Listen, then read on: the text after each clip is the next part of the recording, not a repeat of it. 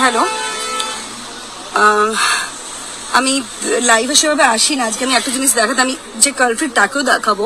I was driving and see কলকাতার southern এভিনিউতে 27A, এটার সামনে আমি রয়েছি এই মুহূর্তে। পুলিশও এসেছে, ছেলেটিকে ধরা হয়েছে। ওখানে তার বাইকটা রয়েছে, প্রচুর লোকজন এখানে রয়েছে।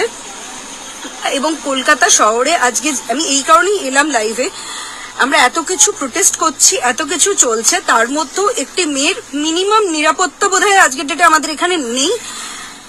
এবং আমি সেই কারণেই এলাম। বাইকটা আমার গাড়িতে যাদের ওর টাচ হয়েছে হওয়াতে ও এসে আমাকে, আই ওয়াজ ড্রাইভিং, আমাকে এসে নক করে। আমি একটু কাঁচ নামাই এবং আমাকে বলে দরজা খুলতে, সাদার্ন এভিনিউতে। ওকে, আমি বলি যে দরজা আমি খুলবো না। আমি অবভিয়াসলি আমার একটা মহিলা হিসেবে আমার একটা সিকিউরিটির ব্যাপার আছে, আমাকে হি ক্যান মলেস্ট মি। তারপরে সাদার্ন এভিনিউতে, ইউ সি সাদার্ন এভিনিউতে এসে ঘুষি মেরে আমার গাড়ির কাঁচ ভেঙে দেয় এবং আমি এখান থেকে উঠতে পারছি না। পুলিশ এসেছে, পুলিশরা আমাকে এখান থেকে রেস্কিউ করবে, বিকজ আমার পুরো সব জায়গায় কাঁচ হয়ে রয়েছে। আমি এখান থেকে বেরোতে আমার